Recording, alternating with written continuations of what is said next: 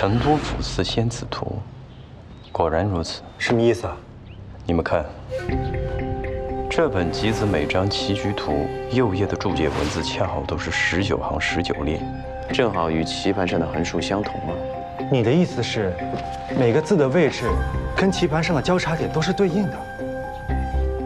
若是我没有猜错的话，棋局上的每个落字都代表一个对应的字。这邢自如摆出的成都府寺仙子图，的确比正常的棋谱多了2处落字。其他3局也是一样，基本每张图都多了2、3处落字。这些位置对应的文字，就是邢自如要传出去的消息。这邢自如的上清图，多了1处白子落在了7行3列，这7行3列对应的是心字，还多了1处黑子，这黑子对应的是狼，新郎。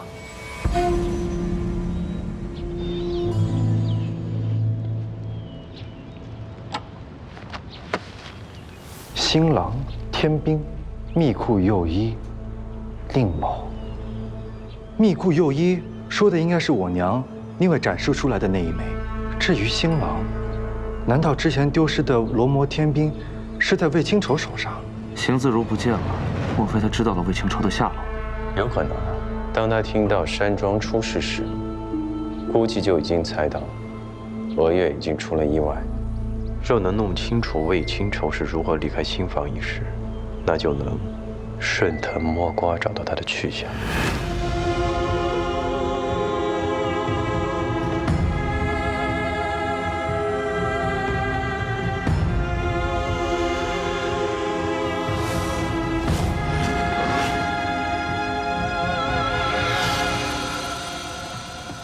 李亚，一直以来都是你们几个伺候在外面，那么今日是谁发现屋里出事来？我们几个是一起进来的。今天早上按照规矩，我们8个做喜娘的丫鬟要端着喜盆来给新郎新娘梳洗，可是在门口敲了门好久也没有人来应答，怕误了时辰，一商量就直接推门进来了。结果就看到满地的狼藉，床上血淋淋的一片。那然后呢？然后我一开始就吓懵了，我看大家都跑出去，我便也跟着出去了。我也是。那是谁第一个跑出去的？又是谁呼救的呀？不是我，也不是我。我当时都吓傻了，光顾着往外跑，哪里还有时间叫人啊？好像是你在我前面，是你喊的吧？我没喊，我也没有喊。这就奇了，怎么大家都不是最先跑出去的？而且大家都说没喊，可是我明明听到了呀。的确，我也是听到了这屋内有女人的呼救声，才赶过来的。既然你们都不是第一个跑出去的，也都没有喊，那就说明了有第9个人是在呼救啊！第9个人不是我，这哪来第9个人啊？你的意思是说，这个魏清愁假扮成侍女，混在当中逃跑了？正是。既然娥月可以趁着人多的时候混进来，那么魏清愁为何不会以同样的方式混出去呢？这也就解释了娥月身上的外衣为何不见了。此事若是个女子，倒是极有可能。可这魏清愁是个男的，就算这样子装的带相，这声音也破不了啊。说不定这个新郎就是个女子呀。啊！李莲花，能别胡闹了吗？方小宝，你忘了，苏小庸扮成男子的时候，你不是也没有认出来吗？我那是没看清楚。再说了，这天堤山庄这么多人呢，难道谁都男女不分吗？更何况我小姨跟这个魏清愁朝夕相处这么久呢，怎么可能没有发现啊？这个问题我也刚刚想通了。哎，展兄，你说魏清愁的武功招式局促、畏手畏脚的，那与他过招的时候，有没有发现他一直护着自己的神阙穴，不敢舒展拳脚呢？你怎么会知道？那便就是了。你们可听说过江湖上有一种奇特的武功，名曰雕龙画凤？雕龙画凤，传闻这是一种让人暂时转变性别的神功，但其实此功只会让修习者的声音和外表发生变化，故一般人不易察觉，但此功极难练成，所以江湖上鲜有人会。我知道的就有一人，两仪仙子。两仪仙子是当年金渊盟座下三王之一四象青尊的妻子，据说曾深得雕龙画凤神功真传。四象青尊，当日我们在女宅查到的，这四象青尊不就是4个男婴后裔之一吗？没错，或许这就是两仪仙子也要拿走罗摩天兵的真正原因。堂主，厨房账本给你要来了。有来了。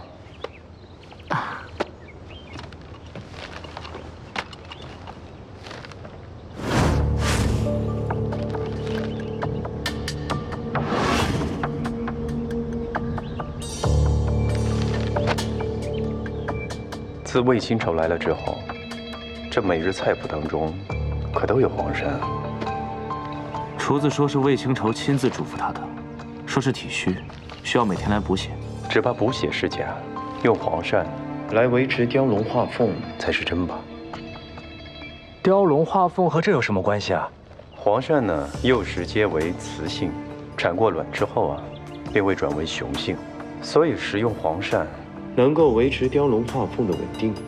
那神雀血，莫非是突破此功的罩门？没错，所以这个魏清愁啊，不对，应该是两仪仙子才对。你在与他过招之时，他的招式局促畏缩；而他在杀娥月之时，他不顾暴露自己的性别，所以将其一招致命。照你这么分析，这两仪仙子在杀死娥月之后，便变回了女儿身。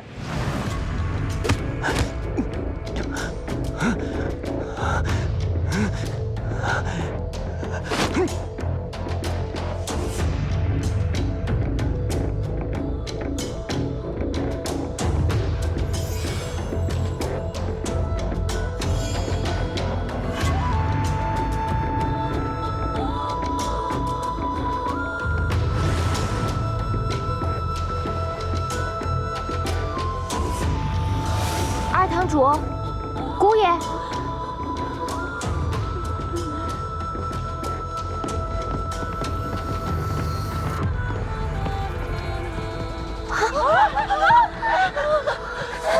血！救命啊！快来人啊！有血！两仪仙子发现他们已经知道他自己手里的罗摩天兵，干脆假装自己被害死，割下娥月身上的皮，再绣上和自己一样的刺青图，再把尸体藏起来，想来个金蝉脱壳。这么说，这魏清愁真是两仪仙子所办，所以他能在展护卫的眼皮子底下蒙混逃脱。哎呀，我那个可怜的傻妹妹。现在天兵呢，一定还在两仪仙子手中，施展雕龙画凤，内力损耗极大。我猜这两仪仙子必是虚弱之极，所以我们必须赶在邢自如之前找到她。阵地损耗，娘，你可曾记得后山的冰火温泉？两仪仙子来这段时间，可曾知道那里？对呀，我怎么就没想到呢？这温泉治阴治阳，定是帮人修复真力的好地方。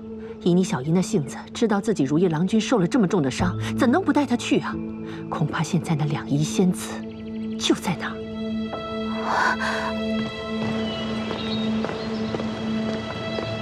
什么两仪仙子，竟敢骗老娘！别让老娘抓到你！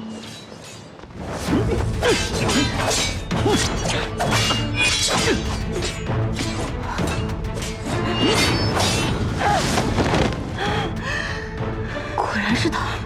交出罗摩天兵，饶你一命！休想！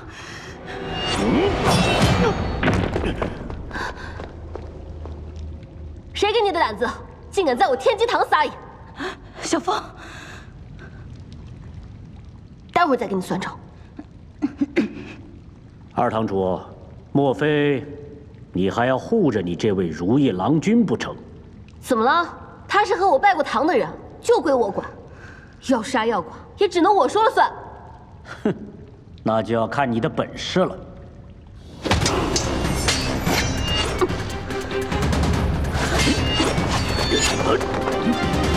小心！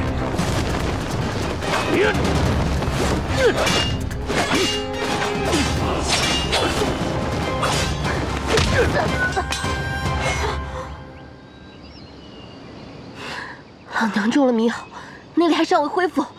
有本事等老娘武功恢复了，我们再堂堂正正的打。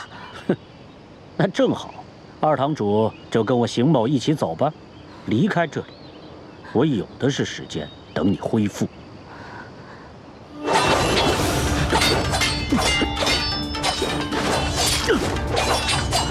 云飞。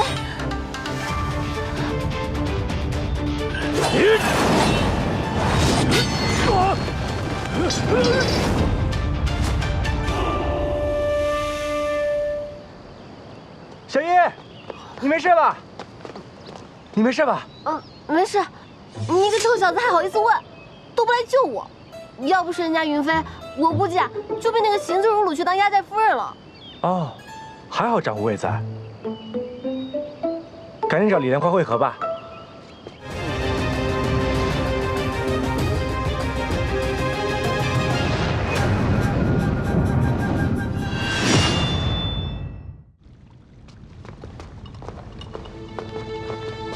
李莲花，他伤势如何？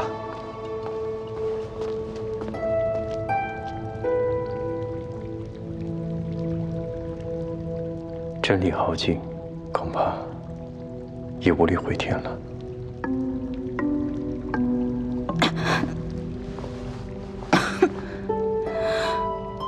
无妨，受人所托之事，我已办妥。仙子所指之事。 可是与天兵有关，所以罗摩天兵果真在你身上。贺堂主，哎，贺堂主，皮公子有恩于我们夫妇，他临终前嘱咐我一定要将罗摩天兵交到你手中。临终？这么说，皮师兄他…… 皮公子离开天机堂后，曾遭人暗算，双腿残废，得百川院佛比白石相救，所以最终决定替百川院镇守第188牢的最后一牢——龙王关，从此再未涉足江湖。难怪他这些年一心全无。我与夫君思想清纯，虽多年来。 被困于龙王关中，但夫君生前身患旧伤，曾多次得皮公子相助。不知为何，金元猛得知了龙王关的位置，前来攻打。皮公子为了守住龙王关，最终战死。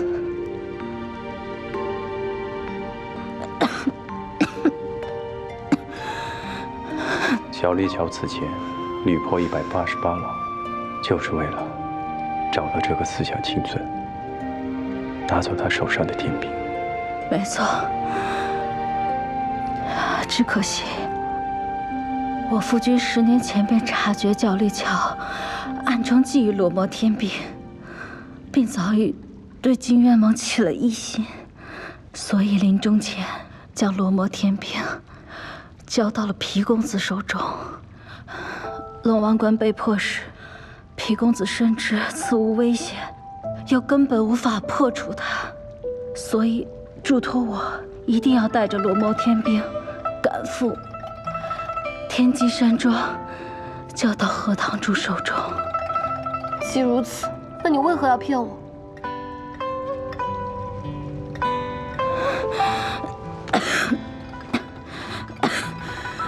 小凤，我无心欺骗你，只可惜我从第188牢出来之后，一直被角力桥的人追杀，为了掩人耳目，不得不运转雕龙画凤，将自己变作男人。可是我伤势太重，那日便倒在了路边，然后我就把你救回了天机山庄。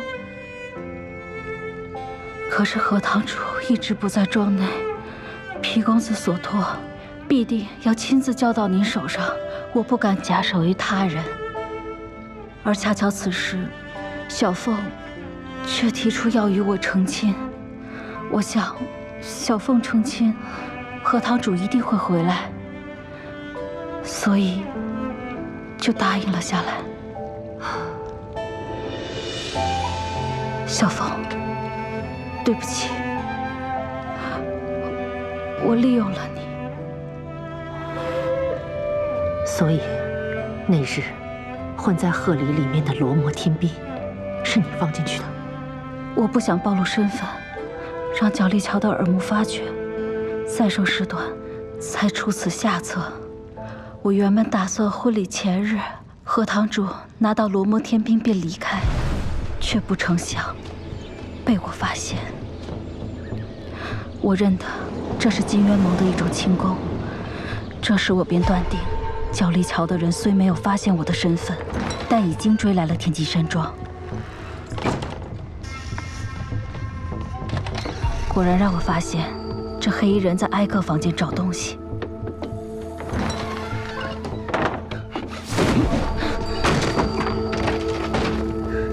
我觉得山庄中已混入细作，不够安全，所以只得先将天兵拿走。昨夜你们进入新房时，你察觉已经有人潜了进来，在你们酒中做了手脚。你当时发现有人在跟踪你，于是才将那个刺猬给杀了。没错，可是俄月并不是我那日所见的黑衣人。敌在暗，我在明。我想破解此处的危机，便将计就计。此事迫在眉睫，我来不及向诸位解释，所以便将尸体藏了起来，去完成我的计划。愚不可及。你怎知自己能够完成所有计划，然后全身而退呢？我既打算用自己做饵，就没有想过全身而退。那枚天兵，并没有在你的手上，而是藏在了别处。在小凤的香囊里。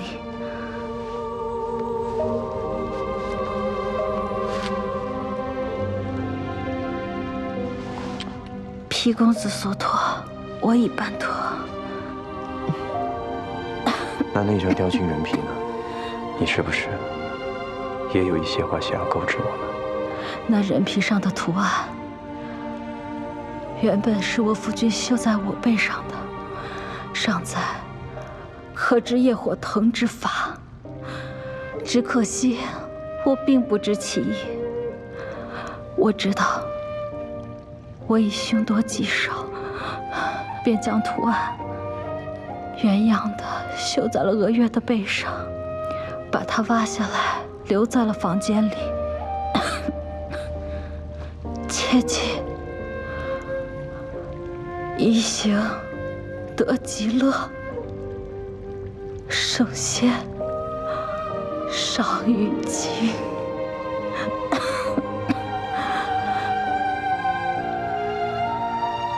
小凤，希望你不要怪罪于我。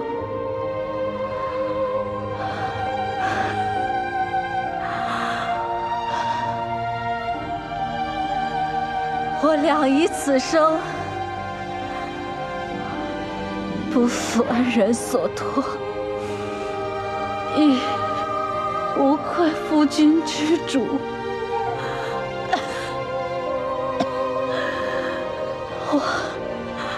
我憾了，我憾。